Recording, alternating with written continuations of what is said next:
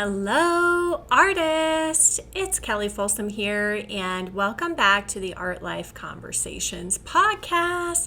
This is episode number 8. Can you believe I have filmed 8 podcasts? Wow! I'm so proud of myself. And because this is not easy to do, and I'm just so excited to be doing this, and yay me for doing 8 in a row. Woohoo!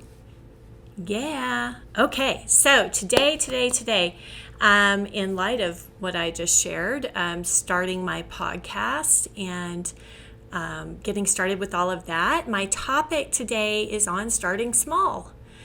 So there's this really beautiful quote by Brendon Burchard, and I'm probably not going to get it 100% right. And if you don't know who Brendon Burchard is, I would definitely check him out. He's written a lot of really great books. He's a really wonderful, positive mentor and coach, mostly for business owners, but just in general as well. But the quote says, "You're not afraid to live your dream or to start your dream. You're embarrassed to be seen starting small." And this is something that I have seen, hold a lot of artists back, is just not wanting to be where they are and just not wanting to start small. And of course, this can, show up both in becoming an artist and starting to make your art. It can also show up like whenever you're trying to transition more into the professional art realm and you're having to get your start as a professional artist. It can show up when you say, you know what, I want to start putting my work out there and I want to start building my audience online. All of that requires, nobody gets away with not starting out small. That's first and foremost. So everybody has to start small. Everybody has to start from zero. None of us get to really escape that. So it can be embarrassing and it can be hard to get through that time of starting small. I think the only thing that really is different about me from what I see from other artists that I work with online is that I am willing to start small. I'm also willing to suck at first, and I'm willing to suck publicly in front of people. I'm willing to be bad at what I do or not be great at what I do in the first attempts that I have, like even doing this podcast. I'm sure, a year from now or 2 years from now, I'm going to be like, oh my gosh, those first podcasts make me cringe. They were so bad. I'm sure looking back, I will think that, but it is a requirement for me to start with where I am, with the skills that I have, and to start from zero, to start just the first podcast, or start, for you, perhaps start your first painting. Sign up for that first painting class or that first art class. We all have to start with the very first thing, the very first action, the very first attempt. And, I think the key is that you can't look too closely at each thing that you're doing. And also if you start, getting into that embarrassment, like Brendon is referring to, the embarrassment of being seen small. Like all of us start small, but there's like this embarrassment that I've witnessed among artists. Like, I don't want to be seen as starting small. I don't want people to see me start small. I don't want people to watch me, do poor quality work or do beginner work. And I think what happens a lot is that then artists are trying to build their skills, so much in private, and it just makes that progress so much harder to get to, anytime we're like hiding away by ourselves and we're trying to reach this pinnacle of skill and capability, but we're trying to do it totally private, I've never really seen that work before. So while painting is primarily a private activity, I think part of what really contributes to our capability and our skills and our growth is that we have to then make it a public issue. And that doesn't necessarily mean that you have to share it publicly with the world, not that even the world will even see what you're doing in the beginning, because you are starting small. I mean, that's the beautiful thing about starting small too, is that you get like this really beautiful grace period where, you're not that important and people aren't paying that much attention to you. So you get to make mistakes, you get to try a lot of things, you get to test things out publicly and see what people respond to. So actually, I think there's such a huge blessing in being small and starting from zero, because you get this beautiful grace period of learning without too much criticism or judgment or anything like that. So, which is always hard, of course, whenever we're starting out, is getting that criticism and judgment. Once you kind of reach a certain level, or maybe you've achieved a certain reputation for yourself or something like that, that actually gets a little bit more risky, because people can feel like maybe that they can knock you down, or try to knock you down a little bit more, or they might be more inclined to try to do that. There's an old Johnny Cash quote which cracks me up, but it's like, how's it go? The higher you climb, the brighter your ass shines, So it's, there's so much to be said about starting small and starting from zero. There's so many benefits to it. And we all have to start where we are and do with what we have, with where we are, and then move from there and grow from there. And so I just think it is actually not something to be embarrassed of. I think it's something to be very grateful for.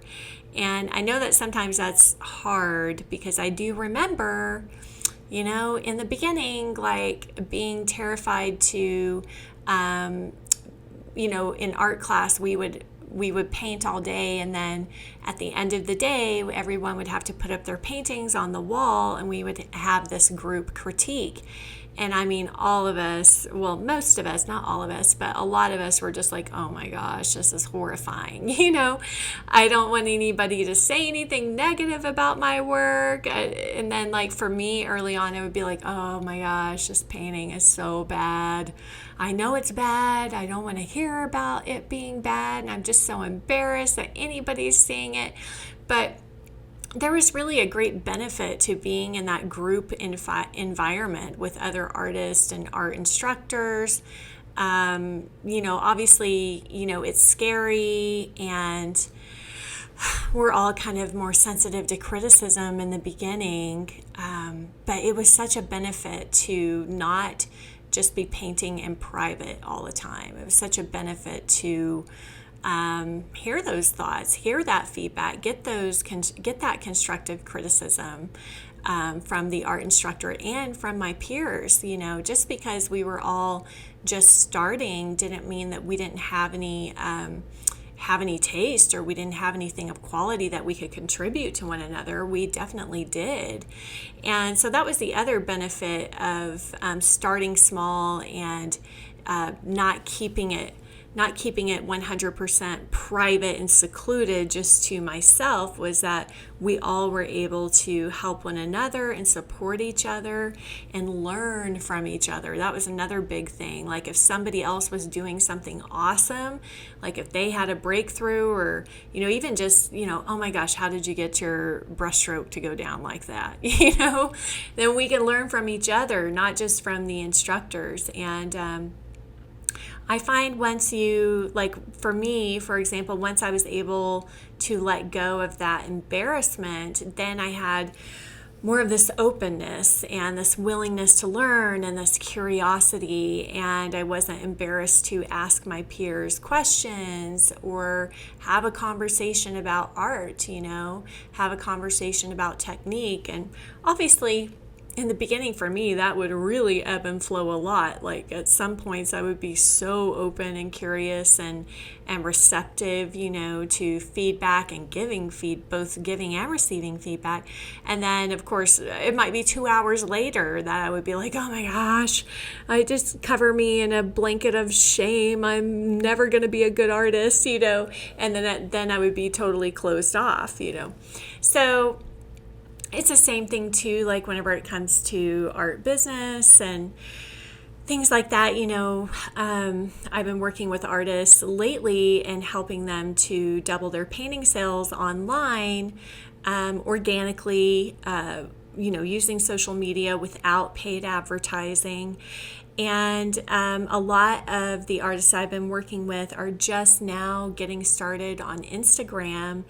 And kind of a common theme that was showing up for a lot of them was just, oh gosh, I only have, 20 followers, or I only have 50 followers. Most of them were starting from zero, starting from total scratch, like setting up a new account on Instagram and making their very first post, And this is something to be celebrated. It's something to be proud of that you actually did that, But what I've noticed is a lot of them are feeling embarrassed by the size of their accounts, the size of their following. And I think sometimes when you're looking at other people, for example, when maybe they look at my account and they go, well, gosh, you have over 70,000 followers.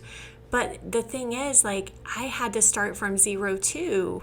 I had to start from scratch without any followers. I had to start with one post, and then I had to make the next post and the next post and the next post. And I had to learn as I was making posts, like, okay, I had to learn about hashtags and how to take better images, or how to try to write things that would engage my audience more, and expand my audience more on Instagram. And so, and I've been, when did I start Instagram? I don't know. It was like 2016, maybe 2017.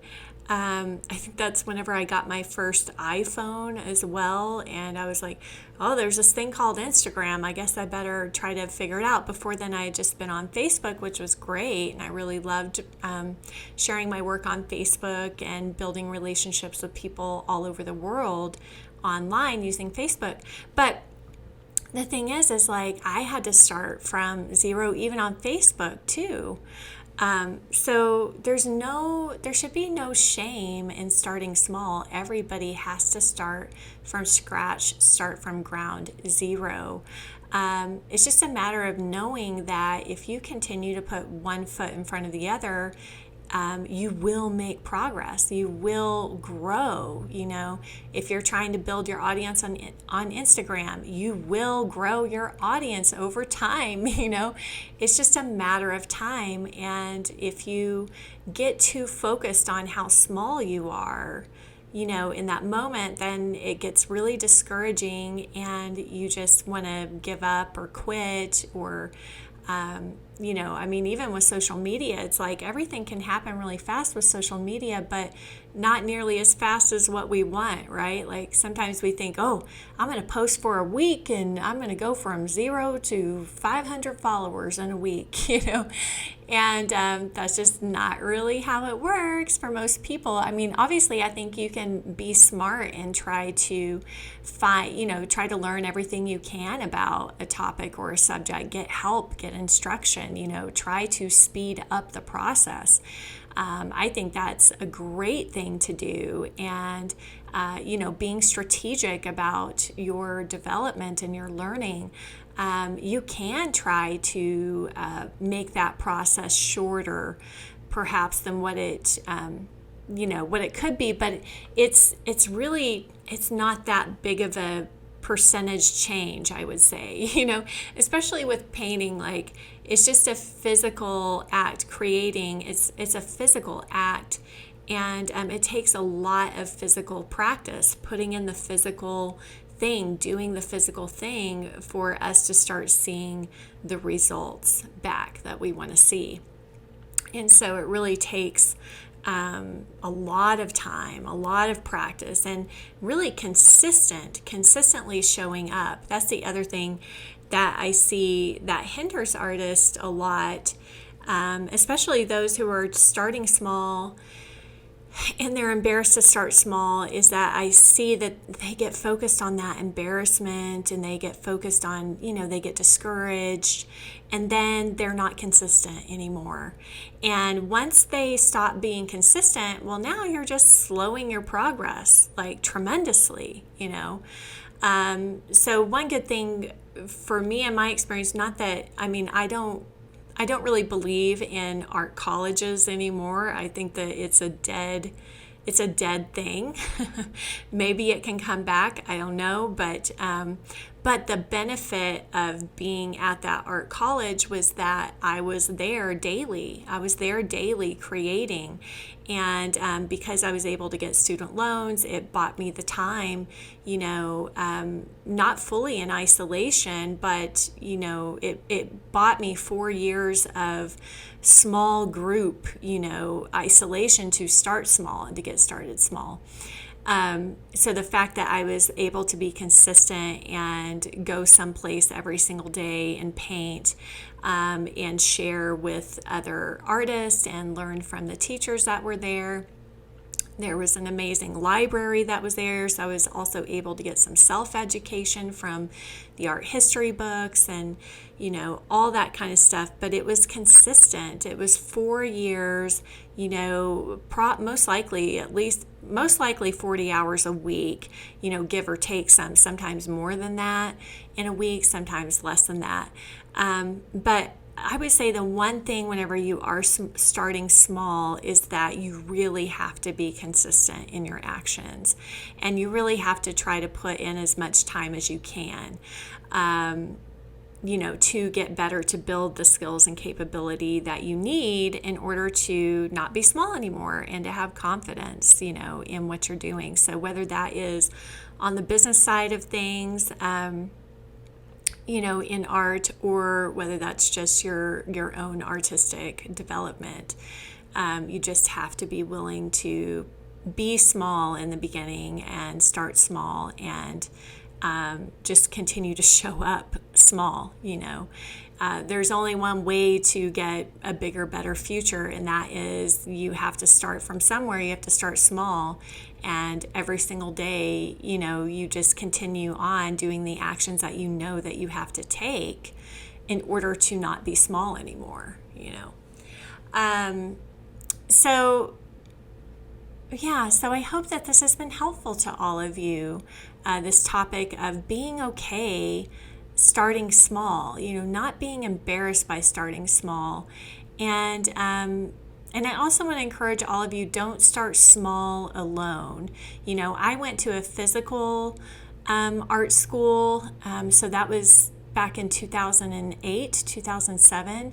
But there are so many ways now online to study online. There are fantastic online art groups with other artists. I know I've witnessed in my own art program, Vital Art Sessions, I've witnessed in that program artists making major connections with each other, actually, meeting up with each other, painting together, kind of forming their own little friendship groups on Facebook, and sharing with each other. And just because it's online doesn't mean that it can't have the same impact, because it totally can.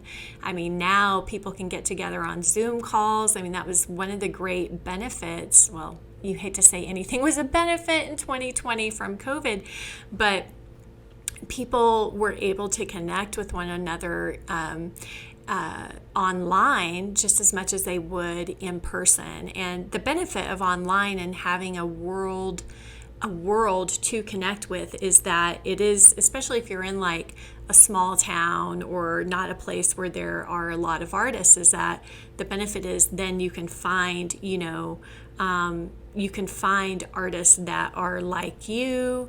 You can get mentored, you can get coached, you can get instruction online.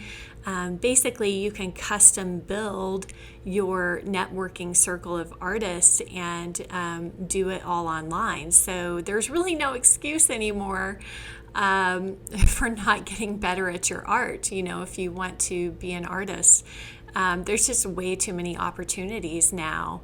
But the thing is, like, you have to not be afraid to start small, and you also have to not be afraid to reach out and become a part of a group, So, yeah, I guess that would be the 2 points for this podcast that I would like to share is that number one, don't be embarrassed to be small. You have to start small. Everybody has to start from zero.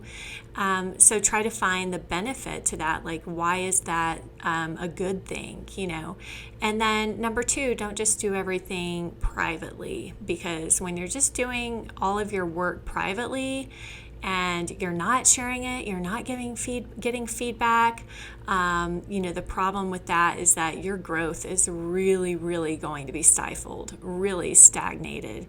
That's part of why for me as a teenager, I gave up on doing art because I didn't have anybody in my life to share it with. I didn't have any peers to get feedback from. There was, no online classes. There was no in-person classes. And for me, doing it just privately and not having any audience that I could share it with, I eventually just stopped. I just stopped doing it. So art, I believe, is meant to be shared, and the more you can share it outside of your private space, outside of yourself, the more you will be rewarded in growth. So that's also kind of the antidote to starting small as well, is like just putting yourself out there. And I'm not saying it's easy. I'm not saying it doesn't require some courage. But that is the only way that you're really going to grow and grow into that bigger, better results that you're hoping for.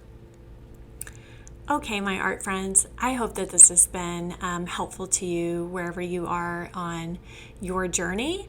And I'd love to hear from all of you, your experience with starting small, how you have maybe sabotaged yourself from not wanting to start small, or just, not finding that, not doing it publicly, not putting yourself out there also.